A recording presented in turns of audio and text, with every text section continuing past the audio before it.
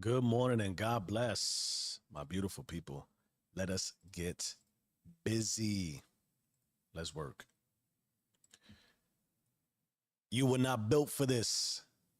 Why exposure will break you without proper identity. Yeah, I hear you. God does too.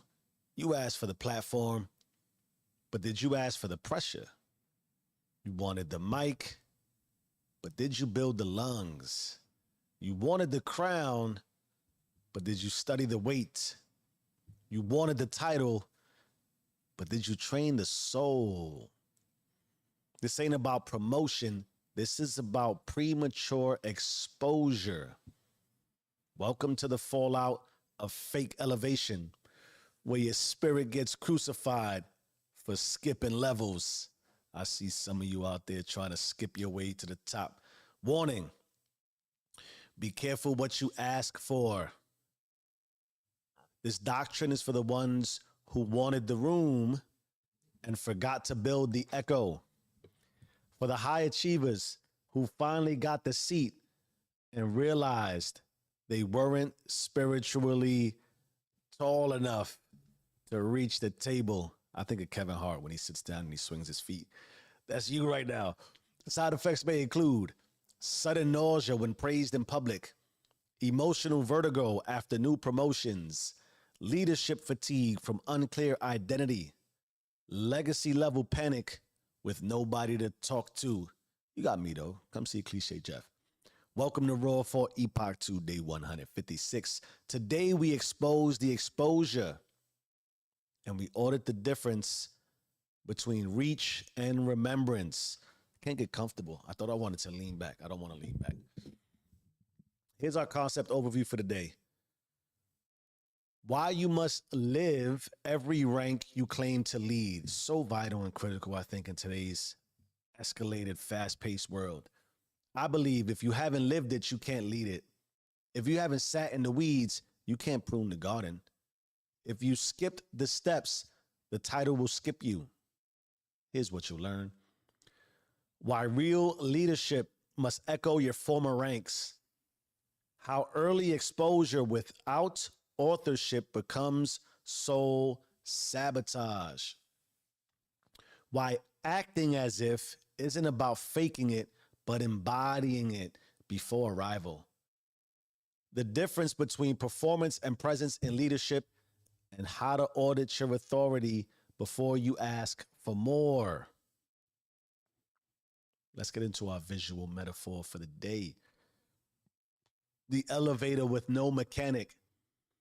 Picture a building with 100 floors. It's a big building. A man steps into the elevator and presses 99. He's dressed the part. He's confident. He's sharp. Kind of looks like Cliche Jeff, but he's never taken the stairs. Wait a minute, that's not me. I run my stairs. But the elevator malfunctions. The power surges. He's now stuck between floors. He has no tools, no stamina, no knowledge of the wiring because he never learned the building. He just learned how to look like he belonged at the top. That is what exposure without authorship feels like. A fast ride into a space you can't maintain. Now you got motion sickness. Here's my personal perspective. I got a lot of thoughts on this. I'm sure shocking. I thought back to my many promotions, but before I even think about going there, I'll say it like this. I think people don't really get what they're asking for when they ask for a title or they ask for a blessing. You're not asking for a raise. You're asking for responsibility that can't be rehearsed. You're asking to carry pressure that doesn't clock out. Yo, every time I've elevated, whether into a corporate role, a leadership assignment, even fatherhood, I've realized it's not the task that breaks you, it's the unseen weight. It's heavy at the top. You got to see everything. And what am I seeing? The emotional rhythm of your team, the unseen limits in their confidence, the silent frustration that kills performance. You're watching the budget, the people, the future, and yourself all at once. It's spiritual surveillance. And if you still out here thinking leadership is just telling people what to do, you've already failed. Leadership is the ability to feel a fracture before it shows up on a report. It's knowing how to speak into someone's doubt before it becomes disobedience. It's stepping on stage only to take the bullet and stepping off when the applause comes so your people can eat first. There's actually a book, Leaders Eat Last. Check it out. But that's what most don't get.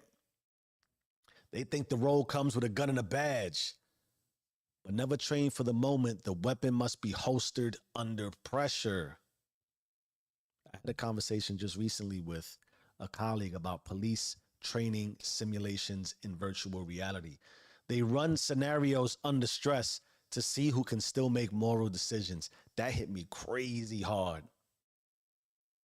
And I say it like this. Every title, every elevation is a loaded weapon. And if you've never practiced pressure in private, you will panic in public. Because here's the truth. Something always goes wrong. And it's never what you expected. It's what you didn't even know to expect. That's where experience lives, not just in solving the problem, but in recognizing it faster, because you've already sat in that heat. I think of it in this very simplistic way. Every form of elevation just means more babysitting, because it means more nurturing. It means more listening. It means more connection. I've talked to you about this before. It's probably actually been some time. My very first elevation in the corporate world, and this is very common amongst high achievers who are individual performers. You work so hard, they're like, yo, we want to keep you, you're valuable, we're going to promote you. Typically, they put you into a leadership role, a people leadership role. You go from individual contributor to people manager. So everything you did to make yourself successful is not necessarily valid or can be applied when you are running large scale endeavors, teams, even process, even a podcast. You have to be and understand what goes on at every level, from the front line to the back line, the operations to the strategy, the tactics, innovation, expansion, collapsing. And it's exhausting. You talk about getting your hands dirty. You've likely elevated because you got your hands dirty. In my space, a lot of it was crawling into closets, underneath desks, literally getting dirty. You get identified, boom, you get promoted. Because you elevate, you don't stop understanding what goes on in the dirt. You have to understand the people you're trying to motivate and inspire to be successful, they got their hands in the dirt.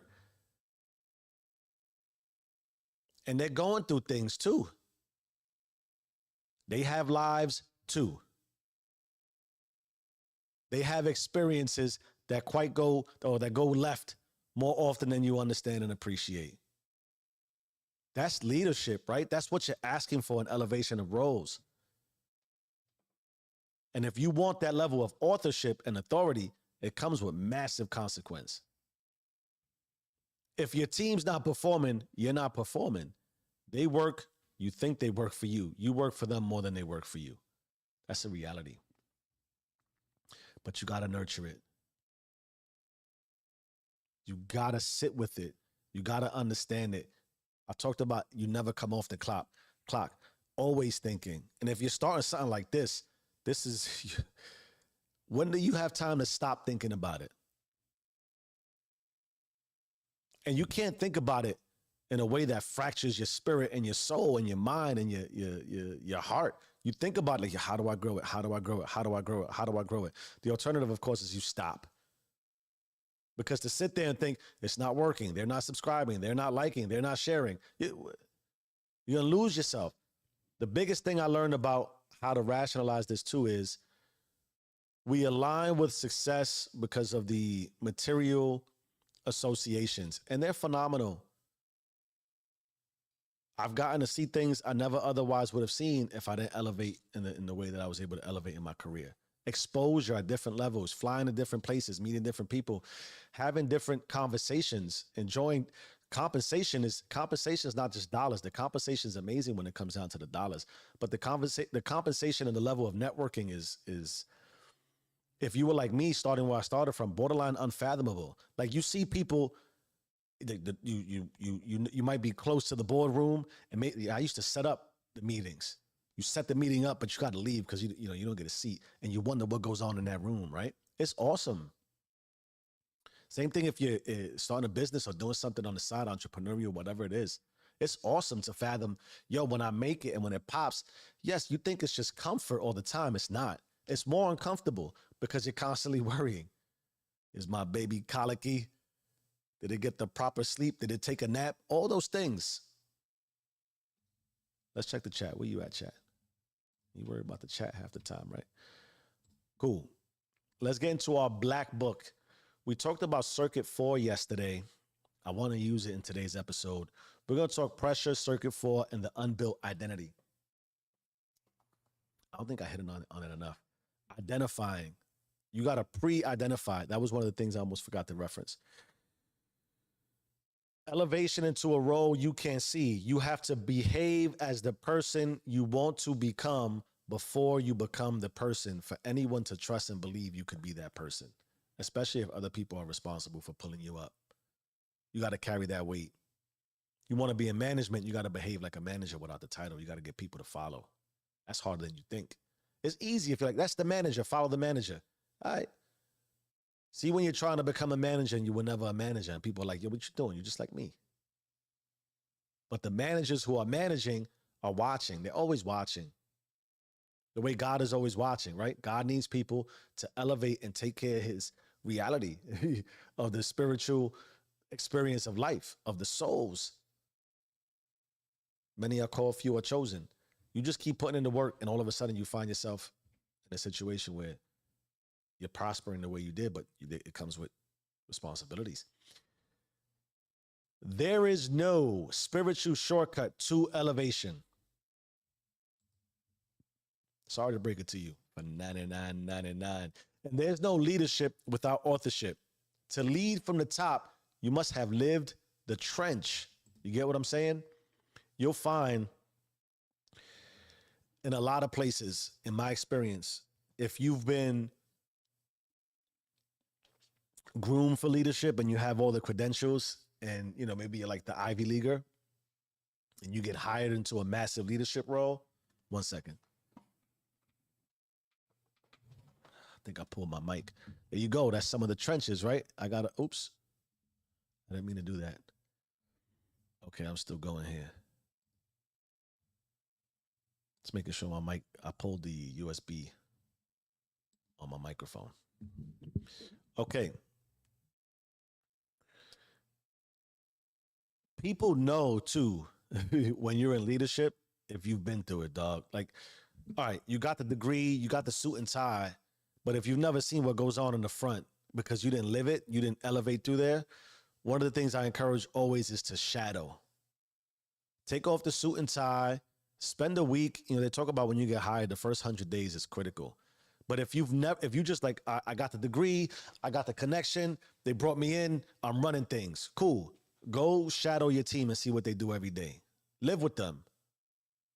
Work the front lines. Understand what they go through. That way, at least when you're having a conversation, you can be more relatable. The difference between people who elevate and stick in a spot and they go through each role is that the people watch, and even though that there's some animosity, like, yo, why does he get that or she get that and I didn't get that? When you ultimately elevate, they'll relate to you more because they know that you live what they live. They watch you do it. it's like I've written that down as far as comparable. The movie Gladiator, Maximus, Decimus Aurelius, whatever the fuck they called him. He was accepted by the army. Why? Because he fought with them. The brother or the son, he had the skills, he could fight, but he never actually fought. So he didn't quite have the respect of the army. It's a little hollow. It's not his fault. It's not his fault he was born the son. Some people, it's not your fault that your father's the CEO and he's bringing you in. It's not your fault. It is what it is. But go fight a battle or two. And the person who is trying to get to general, just keep fighting. You'll get there. To lead from the top, you must have lived from the trench. Get dirty. Neurologically, elevation triggers your socio-sexual system, circuit 4. The part of your consciousness responsible for power expression, hierarchy, legacy, and sexual identity. Unchecked, the circuit doesn't just seek to rise, it seeks to dominate. And if your spirit hasn't matured into stewardship, the dominance turns into dysfunction. I referenced this energy, the powerful energy. It's creative energy. Whether you've come to consciousness or not, or you look at it, we all try to dominate in some area of our lives. It's almost like it's innate. We have pecking orders. We fall in line. Some people just outrank us and, we kind of, it is what it is. We submit to it. But the area of your life where you're trying to dominate, if you haven't matured this into authorship and being the type of leader that's functional, well then, that dominance will drive you into dysfunction. I wanted to get into the Kabbalist. I did some research on this for this here too. As far as spiritual imprints, the Reshamat, the spiritual imprints from prior levels. Basically, you can't skip steps without carrying distortion. Distortion at the bottom becomes distortion at scale at the top. So if you are fractured down here in your spirit, and this is how the sort of like the villains come to rise, right? There's villainous people doing villainous things that get title and rank and authority. We have it. We see it. We understand it. They do things to elevate, but that distortion, that fraction of the fracture of the spirit at the bottom, it just exacerbates. That's how you create toxic cultures. That's how people can evolve. And then when people win that way, when you win distorted, you scale distortion. How could you know otherwise?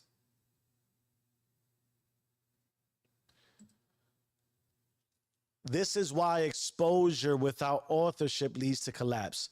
You've activated more voltage than your system was designed to carry. That's what we talk about stamina, right?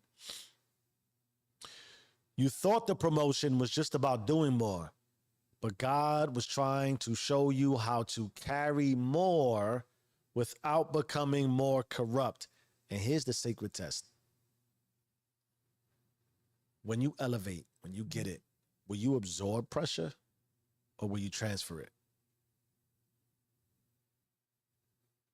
If you haven't built internal pressure capacity, you'll collapse or compensate. You'll dump your stress onto your team, your kids, your marriage, because you haven't built the spiritual firewall to filter heat before it spills over. That's what real rank is. Not power, but pressure filtration. The ability to sense collapse and convert it into clarity, not just for you, but for everyone downstream. It's a big thing. You got to manage up. You got to manage down. Same thing with God. You manage up. You come out. You be a reflection, an image, a mirror. You reflect downstream into the realities we have today in front of us. Here's consequences of inaction. There's always some consequences. You'll confuse elevation with execution and burn out in your own blessing. You'll mislead others because you're still leading yourself with guesswork. You'll panic under pressure and start abusing power to survive. You'll be praised in public, but rotting in private. You'll also be shitted on when nobody's looking or when you're not looking. You'll wear titles like armor and still feel spiritually naked underneath. Those are the consequences. Here's how to lock daily remembrance. Ooh, excuse me. Practice pressure before it's public. That's why we meditate, reflect, journal under stress. Audit the hidden cost of every win. What did it really cost you? Ask God for closed doors until you can absorb storms without leaking. Simulate stress scenarios in your mind and spirit to stretch your ceiling. Teach others what you've lived through so your past doesn't get wasted. I can't stress this enough in consciousness. I think it was college coach WEREN. I talked about the VR scenarios earlier where they're trying to test people. Two things I usually reference when we talk about consciousness and practicing stress in your mind. It's a college coach who put his team who was struggling with free throws through a mental practice of visualizing themselves shooting the free throws, right? Shooting and shooting and shooting. When compared to a group who was not practicing and rehearsing mentally, which is conscious reflection, those who practiced, rehearsed, and visualized, like a virtual reality scenario, got better at shooting free throws before they even shot a free throw. It's like a group of people who was tested, and let's say they took 100 people who were visualizing playing the piano and 100 people who did not visualize playing the piano. This is part of simulating stress. What stress are you under? I simulate in my mind. I've simulated in my mind. You want to laugh at me? Fine, go ahead. Being interviewed by other people in the space, right? What might they ask me? What would I say? That's stressful. The types of calls I'm going to get, the type of coaching scenarios, the type of product I want to continue to be. I simulate those stress scenarios. Back to the piano.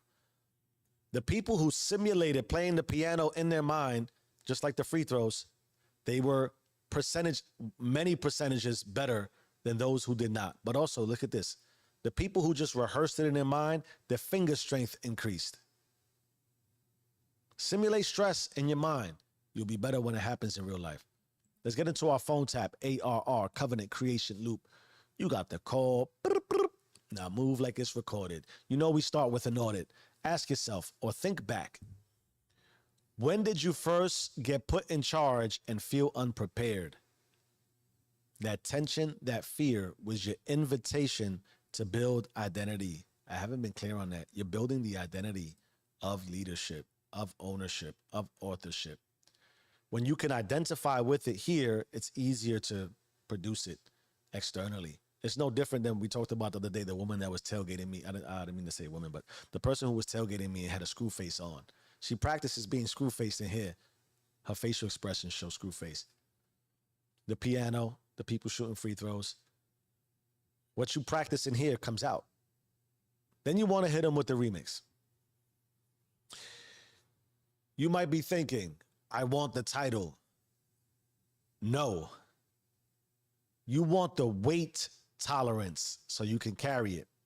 I need the role. No.